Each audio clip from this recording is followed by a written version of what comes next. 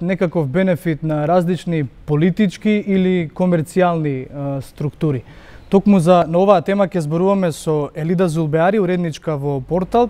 Добре дојде. Браво. И Дан Георгиевски од Центарот за развој на медиуми. Добре дојдовте. Бидејќи веќе сите знаат кој е импактот на, односно знаат дека во Македонија распространети се тие лажни вести и тие кампањи. Има ли начин како истите да се стопираат и која е штетата што ја придонесуваат во општеството? Еве би почнале од дамата. Да, точно е дека има во последните години, особено со појавата на интернетот, значи кога медиумите што се онлайн почна да пишуваат повеќе, се од тие вести што почна како здравство, например, како да се лечи ракот или слични такви надписи, се до вести кои се по сериозни политички, и тие направија голема штета и продолжуваат да влијаат врз животот на граѓаните, да предизвикаат конфликти или тензии во општеството. Најпоследен пример е протестите што се одржуваат пред собранието, каде после вечерта видовме дека има многу вести, имаше Северина беше таму прикажана дека она е повредена, имаше една жена што беше од Србија, ако не се лажам, имаше надпис кој што беше на BBC објавен, постара фотографија. Да, не знам од семејно насилство. Да, значи сите тие написи кои се лажни вести или неточни информации имаат многу лошо влијание, пошто луѓето мислат дека е вистина и дека треба, не знам, да се реагира или слично. Јас сум Портал 5 дел од фондацијата Метаморфозис, ние со лажни вести се бавиме уште од 2012 како организација, но и како медиум.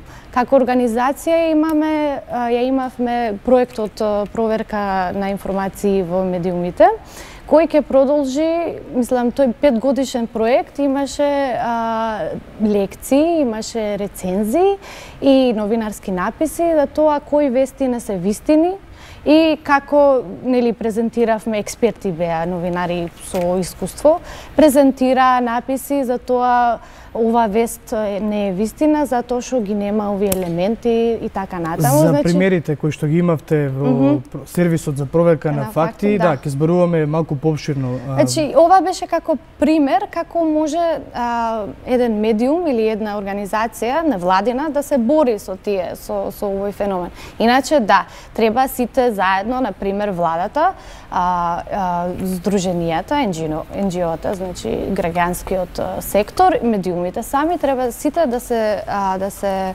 здружат за да имат една борба која ќе биде секој во свој сектор. Исто така треба да се воведе во образованието, да има или предмет или не знам како тоа ќе го смислат, да се подика свеста критички да размислуваат и децата. Претпоставувам зборувате за образованието кај новинарите. Не, и во образовниот систем како што ни е денес, значи во нормалниот образовен новинарите секако дека треба да ги испочитуваат. Значи ако новинарите ги почитуваат стандардите, немаше да има лажни вести.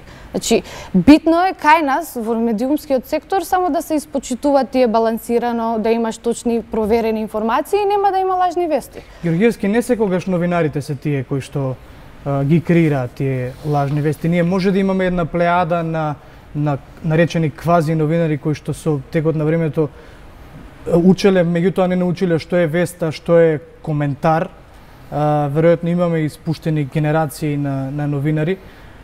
Центрите, политички центри, комерцијални центри и различни центри на интерес веројатно имаат голем удел во креирањето на тие лажни информации. Како истите можеме да ги препознаеме и да ги спречиме? Лажните вести не се некоја новина, тие постојат од како постојат печатените медиуми, претпоставувам некаде од првата половина на 19 век. И од секогаш се користеле, и имате цели жанрови на така наречен, во американците тоа го викаат супермаркет таблоид, тоа се вестници продаваат од типот на National Enquirer, каде што имате приказни за вонземјани што киднапирале, не знам, честни граѓани на планетата Земја и така натаму. Она што се случува сега и на што е последица сето ова, прво е импакт, односно резултат на она што се нарекува дезинтермедијација. Односно, демократизацијата на средствата за дистрибуција на содржини доведе до тоа сите што сакаат да информираат јавноста, тоа да можат да го прават без посредството на медиумите. На она што го нарекуваме традиционални медиуми, печат, телевизија, радио, каде што вие порано, ако сакате да испратите некаква порака до јавноста, за ваши потреби, независно од тоа за што се работи, мораше да одите преку традиционалните медиуми, каде што мораше се што кажувате да помине низ тој филтер на новинарските стандарди, на стандардите на медиумско известување, на проверка и така натаму. Денес секој што сака да информира јавноста, и мислам дека нас ќе ни треба во таа борба и една, како би се рекло, терминолошка разлика да направиме. Денес многу актери ја информираат јавноста, а не сите чувствуваат потреба и де факто не сите се новинари. Па поради тоа не мислат дека треба и не сум сигурен дека треба да очекуваме баш сите, нели, разни стручњаци за односи со јавност кои ја тераат приказната пораката на клиентите што ги застапуваат, разни пропагандисти, некои од нив се добронамерни, некои од нив се злонамерни. Целата суштина е дека, како што реков, тие не мора сега да одат преку медиумите како канал за комуникација помеѓу било какви политички, економски центри на моќ и граѓаните, туку можат директно да им се обратат на граѓаните. Значи, ќе мора и тие сите нови актери да работат на воспоставување на, може би било супер кога тие би ги прифатиле стандардите на традиционалното, нели, проверено, докажано, одмерено, како сакате, независно новинарство. Меѓутоа, во најмала рака ќе мора да усвојат некакви своји собствени стандарди за тоа што е прифатливо, што не е прифатливо во јавната комуникација. И од таа гледна точка, најверојатно таа борба малку ќе потрае, затоа што сите такви процеси бараат одредено време. Ние сме нестрпливи затоа што очигледно, знаете, никој не зборуваше за лажните вести, се додека тие не предизвика. Додека не ја ставија Македонија во центарот на светот со кампањата. Па именно, нели, Брекзит, па американските избори, сега генерално светот во најголема мерка е незадоволен, да речеме, со резултатот на американските избори, и тоа е се заслуга на лажните вести. Во Македонија имаме таа дистинкција да имаме, познати сме по тоа што локални, нели, интернет страници направија за изборите во САД, или тоа што ние ги сме убедени дека направиле. Меѓутоа имаме тоа што го спомна и Елида, имаме и домородна, имавме и претпоставам се уште ја имаме со оглед на она што се случуваше пред викенд 2. Имаме и домородна цела индустрија на такви лажни вести, на лажно известување, информирање, на пропагандичко информирање кои што се насочени не кон надвор, туку кон домашната публика, и тоа е така да имаме можност да компарираме во крајна линија. Да, најчесто македонската јавност чита наслови, ретко кога цела содржина, бидејќи ако се прочита целата содржина, ќе се види дека дел од текстовите кои што се пласира од одредени медиуми всушност беа оние така наречени кромит медиуми, кои што во својот наслов има најчесто сензационализам, нагласува одредени синтакси кои што би требало ке луѓето да предизвикаат некакво чувство.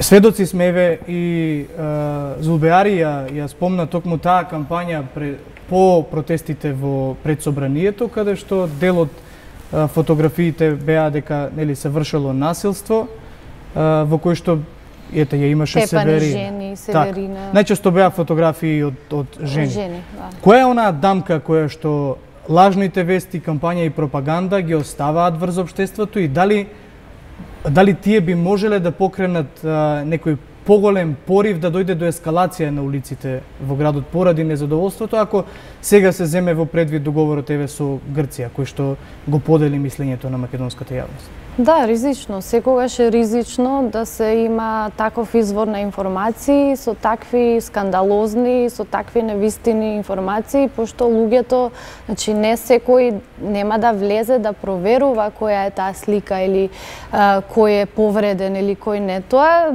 базично делува на емоции и затоа ризично е секогаш да се имаат нели тие како извор и треба да се реагира по, не знам, помирно да се прифаќаат, да не се игра со чувствата, ама ова е повик кон тие што ги прават. Ама мора секако да има и казни, да има и казни и за говорот на омраза што се шири низ овие протести, па медиумите исто го пренесуваат, па и многу е тешко да се најде стават изворот на таквите објави. Па не е тешко, ги знаеме тие страници, мислам секако има IP адреси, би требало повеќе да се работи на ова поле, не да се остава да се шират уште повеќе. Би требало секако да знаеме кои се медиумите, секако, знаеме кој стои позади нив. Некои од нив ги знаеме многу добро. Значи треба стварно да проработи системот и да има некои казни или не знам вид на тоа што го кршат законот. Секако ова е не можеш да повикуваш на насилство, па тоа да се става во вест каде што еве жената е претепана од полицијата, па пошто нели лажните вести не се целосно лажни, има таму елемент, да, точно имало протести, ама не е точно дека се тепал некој. И таму плюс ставаат информации, ајде сите да се будиме, тоа е невидено лоша комбинација и мора да се реагира, барем во процесите во каде што има закон, каде што стварно може да се реагира. Георгиевски? Па, се согласувам потполно. Примерот што го дадовте е баш злонамерно, со јасна интенција да предизвика, предпоставувам, насилна реакција. Демек, еве, ги тепаат невини жени, кои се они да тепаат невини жени и потенцијално ситуацијата да ескалира вон секоја контрола.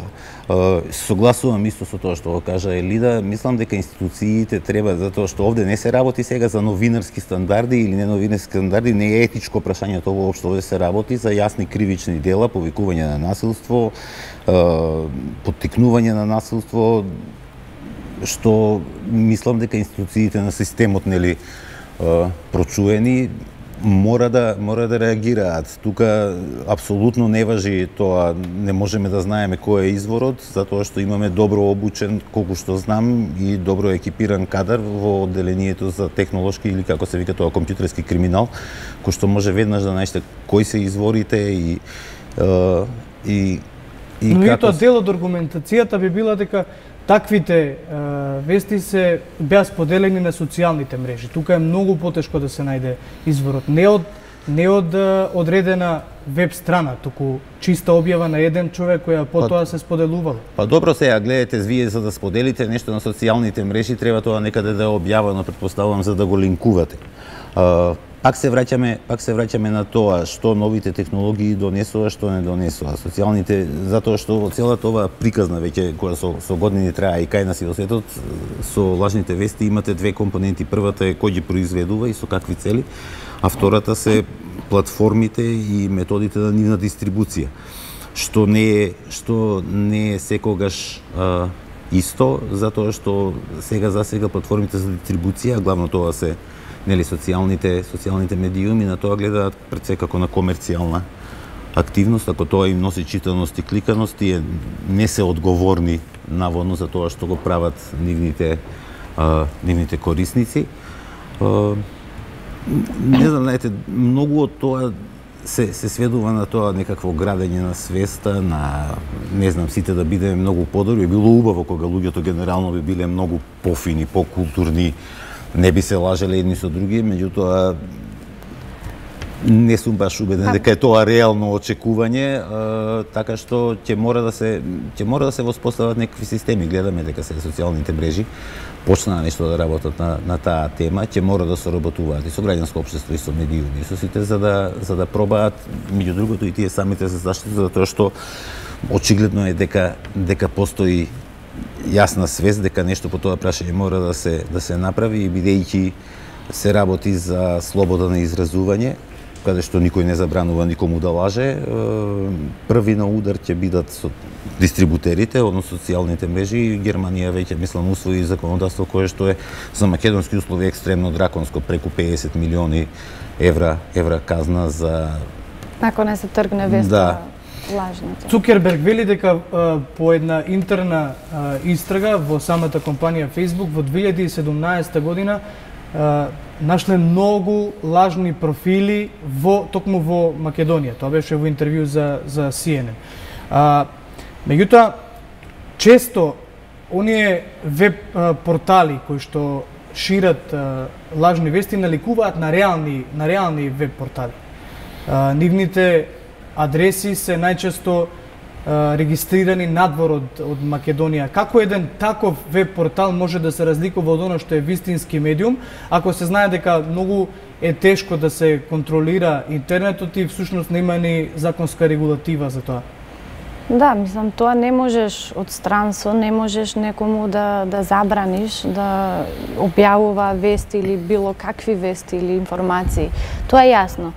Но граѓаните треба да разликуваат, да, точно е, треба да се обучуваат, да знаат до некаде која може бие потенцијална дезинформација, која не може да биде точна, нема смисла.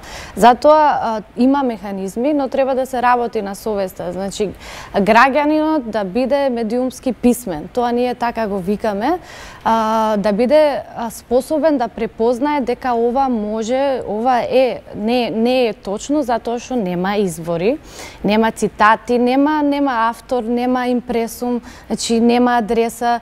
Сето тоа, мислам, ако веста му е сумњива, да оди да провери која е адресата, кој е авторот, колку шири вести, што вести шири и така натаму. За ова треба да се, уште од мали деца, значи уште од школа, треба да се подигне свеста, да се знае што може, што не, и тоа да се шири кај другите. Ако граѓаните имаат свест и може да ги препознаат, сигурно нема да има многу лажење и ќе падне тоа, сензационализмот нема да успее веќе и нема да биде интересно ни да се шират такви вести. Тоа е процес, не викам утре сите ќе знаат, но градуално, ако се работи заедно, ти викам, сите институции или па било кој може да има придонес, да, би може да се смени тоа и да се препознаат. Меѓутоа, иако некои препознаваат што е лажна вест, ние имаме примери на самите новинари во Македонија кои што и покрај тоа што знаат дека е лажна вест, тоа го пласираат на нивните платформи без разлика дали е медиум на кој што граѓаните му веруваат или не. Сепак се шири. Како да се стопира токму таа? Тоа не враќа на тоа што веќе го спомнав, на поделбата на тоа кој ги произведува и кој ги дистрибуира и ги шири. Генерално мотивот за ширење кај огромен број на не знам, актери, како да ги кажам, е финансиски и економски. Нели, ноторните велешки тинејџери тоа го правеа за да заработат пари. Мислам дека совршено им е сеедно кој ќе биде председател на САД, дури тие веќе со претходно искуство на работење на тоа што Елида го спомна на сајтови за не знам, здрав живот, здравје, исхрана, диети и така натаму. Стекнале одредено искуство од она што го пишува неколку странски репортери кои што зборуваа со нив, тие дури и пробале прво со Берни Сандерс, пробале и со Хилари Клинтон истиот овој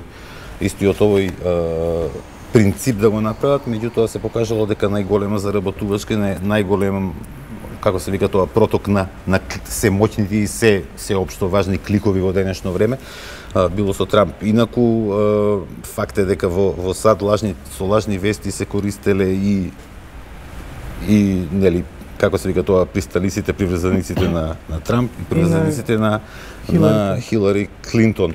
Сега, што се однесува до тоа што можат граѓаните да направат, тоа е новина. Знаете, во традиционалните медиуми, традиционалното новинарство постоеше тој неискажан, непишан принцип на размена кој со што тргува. Ние им ги даваме на весниците нашите 15, 30, 200, 100, колку и да е денари, во замена за тоа треба да добиеме информации кои што тие ги провериле, ги докажале и потоа ги напишале. Сега одеднаш ние очекуваме од сите граѓани, без оглед дали се заинтересирани за тоа или не, да бидат сите да се занимаваат со новинарство, односно со уредништво и да прават свој собствен факт-чекинг.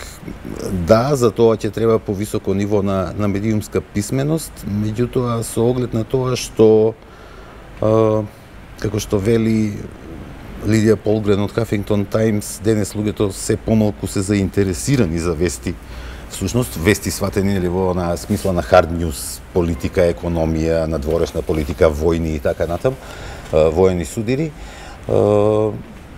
Ќе видиме како тоа ќе оди и како било. Тоа сепак бара едно она што би го нарекле идеален граѓанин кој што е нормално цело време заинтересиран за јавни работи, за јавни прашања, кој што нонстоп ќе проверува, иако знаеме дека тоа одзема време. Просто не верувам дека толку луѓе ќе имаат време да проверуваат се што ќе прочитаат. Генерално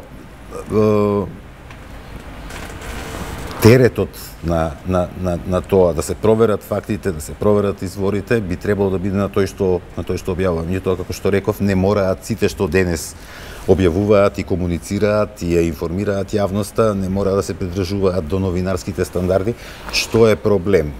Дали тој може соодветно да се надмине, претпоставувам дека можеме, меѓутоа тоа ќе бара и доста време и доста напор.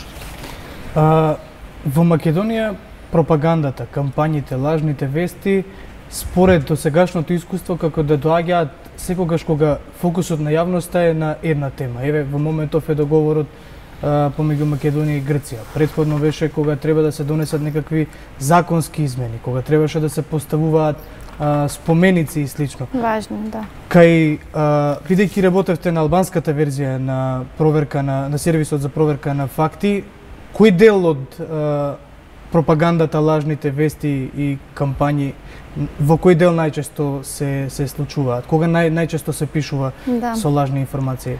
Па како што кажа, кога има нешто многу, да не кажам многу важно, ама да, кога се случува нешто што треба да се тргне вниманието и обично пред избори. Значи, периодот, а ние имаме често избори, затоа и не престанува. Пред избори е многу симптоматично и се гледа дека секоја партија има свој портал и свои луѓе. И дури некои поголеми портали што ги знаеме, тие почнуваат да прават пропаганда или ради пари или зашто не знам се договориле со партијата. И пред изборите има многу лажни вести за опонентот и за партијата, за другата партија воопшто.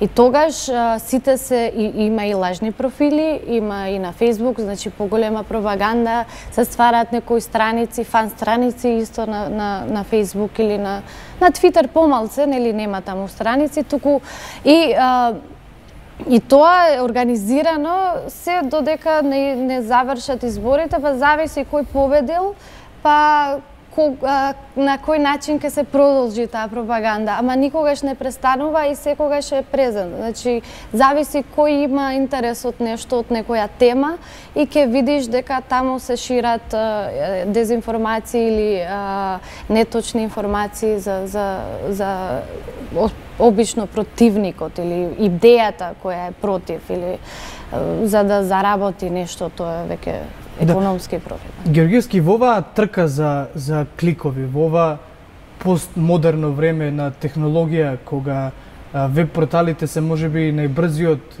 канал за некоја информација, која е улогата на самите медиуми и самите новинари во однос на саморегулација? Многу често односно прашувам дали често се случува она копи-пейст новинарство без проверка на самите факти и аргументи. Значи, копи-пейст новинарството го има.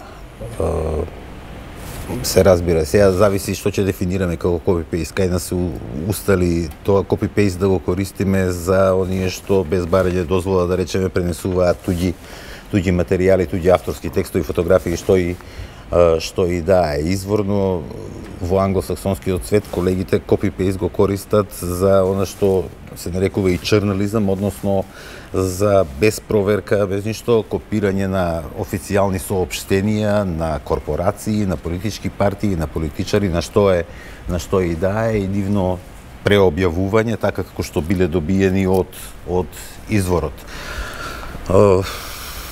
Што да прават медиумите? Медиумите ќе мора да ја работат својата работа.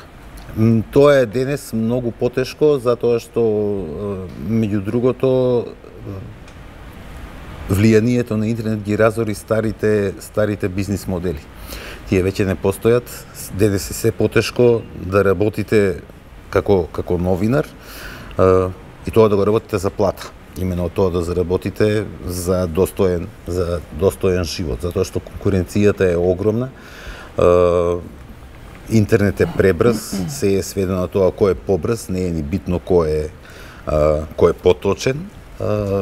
Очигледно е дека во известна мера од традиционалните медиуми или од оние актери на интернет во крајна линија што ги следат стандардите, узансите на воспоставени низ повеќе столетија од традиционалните медиуми, едно од значајните работи што ќе треба да ја вршат, ќе треба да работат и факт-чекинг, односно да ги проверуваат приказните кои се лажни, кои добиле голем општествен импакт, и да дадат свој суд дали е нешто вистина или не е, и да пробаат да протолкуваат со каква цел е тоа направено. Кај нас, нели, пропаганда, кампањи се водат некако секаде во светот. Целата политика денес е една огромна изборна кампања, се што се прави со поглед кон наредните избори, без оглед дали се наред задутре или за 4 години. Знаеш како некако ја извртевме старата максима на оној фон Клаузевиц, како се викаше, дека војната е, нели, политика со други средства. Ние таа свртевме, политиката е војна со други средства, кога што се е дозволено. Не знам, факт е дека негативна кампања кон противниците не е баш неприфатлива за луѓето кои се пропагандисти. Особено ако се уфрлати неколку факти, барем 2-3 факти. Имено, такви кампањи на напад, агресивни кампањи не се непознаници, тие се користат со децении веќе. Улогата на медиумите секако е огромна, улогата на граѓаните секако е огромна, затоа што влоговите се големи. Не знам, како и со целиот медиумски систем, тешко е од денешна перспектива да се каже било што, како ќе изгледа, не знам, задутре, а камоли во било каква перспектива. Така што сега за сега им останува сите да си ја работат својата работа најдобро што можат, и она што е мислам посебно важно, кој ќе се открие таков случај дека некој намерно лаже, тоа да биде прописно казнет, ако ништо друго, во најмала рака во очите на јавното мнение. Морално. Значи да биде острахиран, морално да го покажуваме со прст, овој лажеше, заради тоа и тоа.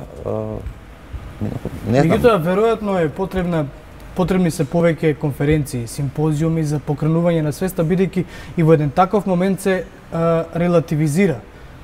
Односно, ако, како што рековте, треба да се покаже овој лажеше, истиот тој потоа вели дека дел од неговите колеги работат за друг интерес, посочува на други, се релативизираат новинарството со оној кој што работи за нечија пропаганда. Зборуваме за медиумите, за нивната улога во лажните вести, меѓутоа ќе се согласите дека ниту еден политичар, и покрај тоа што имаат голема одговорност пред граѓаните, досега не излегол, без разлика на дали се работи за политичар од левиот, десниот или од центарот од блоковите, никој досега не излегол и не оспорил една кампања. Дали тоа значи дека дел од овие лажни вести, кампањи и пропаганди може да им се препишат токму на нив како центри кои што ги произведуваат, а меѓутоа само си имаат медиуми преку кои ги лиферуваат про тоа? Апсолутно. Да, тоа е точно. Не знам како да ви кажам, политичката пропаганда е скоро па професионална активност која што луѓе работат за пари. И таму е апсолутно прифатливо да се искористат сите можни средства, претпоставувам, за да му се донесе победа на состојниот кандидат, состојната партија. Што се десува до медиумите, прашањето е што очекувате од нив. Знаете, во добар дел европски држави е сосема прифатливо, а очигледно е дека и кај нас станува се поприфатливо, дека медиумите се нормално можат да бидат поврзани со одредена партија, да работат за нејзините интереси, и што спомна и Елида, знаете, интернет страните на политичките партии се информативни медиуми во некаква смисла, таму се објавуваат некакви вести, информации, мислења, не само во време на кампања, коментари, и мислам, повеќето од тие сајтови дури ги уредуваат професионални новинари, луѓе со завршено новинарство, луѓе што им е тоа вокација, а не само професионален избор. Така што, пак велам, зависи што очекувате. Кај нас е дојдено, мене ми се чини, и одамна е така, бидејќи сите избори се помалку или повеќе се третираат како борба на живот и смрт, затоа што власта носи контрола врз буквално сите општествени ресурси. Вие немате независна институција која што нешто тука може да контролира надвор од политичката власт. И кога вие на се гледате како на таква борба на живот и смрт, знаете, поинаку се однесуваат сите. Не како викаат, ако некој мисли дека е чекан, се ќе му личи на шајка. Така и ова се. За крај би ве прашал, бидејќи соработувате со луѓе кои што се занимаваат со оваа проблематика и од регионот, Македонија е лидерот на лажните информации? Ма не е ни оддалеку, мислам. Зависи кој како што гледа. За американците, да, бевме лидери и сме. Ама Балканот, да, има лажни вести, не сме само ние, и тоа е борба, и не само Балканот, туку светот. Сите ја имаат ова некако многу земено сега во предвид, после некои случувања Америка, Брексит и така натаму, пошто ја гледаат последиците од тие лажни вести. За лидер, пак да се повторам, кој како, ама имаме многу лажни вести, тоа е вистина, и не е само од денес, туку и уште од времето, и уште од порано. И ние почнавме многу рано, да се бориме против нив, ама борбата не е едноставна и не може да му припаѓа само на медиумите. Туку тоа треба сите што може да дадат придонес да се борат. Значи, исто мислам, Македонија ни оддалеку не е лидер, меѓутоа ние сме имале таа пракса, таа секаде е имало. Скоро е, ако тргнете наназад и ако почнете да се присеќавате што се случувало, не знам, помалку или повеќе секогаш имало обиди во најмала рака, меѓутоа, како што реков, сега можноста за дисеминација, за дистрибуција на такви вести без тие контроли што ги нуди професионалното новинарство и не знам, професионален уредник кој што ќе дојде ќе ви каже ова не може вака додека не се провери од каде ти информацијата. Македонија дојде на зол глас токму затоа што беше чудно одеднаш некакви македонски тинејџери влијаат врз изборите во САД. Ма дај, молим те. Знаеш, и повеќе како куриозитет. Мислам, затоа бевме. Инаку во други држави мислам дека баш за американските избори, дури тоа идело и на Филипини и Источна Азија, цела секаде каде што имате пристојно брз интернет, доволно количество, доволен број на луѓе кои што имаат релативно добро познавање на англискиот јазик, што Македонија секако го има, пристап до интернет, и луѓе кои што гледаат да заработат на секој можен начин. Знаете како Велес беше, меѓу другото, она показна вежба од, како би се рекло, прилично цинично кажано, младинско предприемништво, не знам, тие. Па и градоначалникот се пофали со тоа. Да, и се пофали дека донеле пари во градот, па тоа се троши тука, локалните даноци, тоа се полни буџетот на општината, знаете како. Што е за некого добро, што е за некого лошо, за друг може да е добро. Кратко, очекувате ли засилена кампања, поготово затоа што ни предстои референдумот, од двата табора, и оние кои што се за договорот, односно една владина пропаганда која што ќе објасни зошто е добар овој договор и онаа опозиционата пропаганда зошто овој договор не е добар и дека референдумот треба да се бойкотира. Да, нормално дека се очекува, ама од владата тоа што е бараме е вистината, вистинските информации, транспарентност. Ако владата е транспарентна, тогаш нема, тоа не е веќе пропаганда, тоа е прикажување на факти. А од друга страна, да, знаеме дека и се гледа, нели, со овие лажни вести што кружат и не знам што може да очекуваме во детали, ама сигурно дека треба да очекуваме повеќе неточни информации. Да. Значи, прво, ја не мислам дека таа кампања допрва ќе почне, таа трае и тоа многу уште пред да се потпише. Да се потпише договор. Секако дека ќе биде засилена, што повеќе се ближи датумот на тој евентуален референдум, тој ќе мора да има, сега не знам какви се правилата за референдум, ќе мора да прочитам па да одговарам за оценка друг ден. Меѓутоа, како што ќе се наближува референдумот, реториката, мислам, ќе се заострува и ќе биде и погласна и ќе видиме, знаеш. Јас овде ќе ви се заблагодарам за вашето одвоено време. Ова е практика на Студио 1, последното дело на Санта Аргирова. Фала. Политички трилер Времето на Перонов. И се надевам се гледаме повторно во студиото на некоја друга тема која што ќе зборува дека лажните информации се веќе искоренети од медиумската сфера во Македонија. Фала. Благодарам за покана.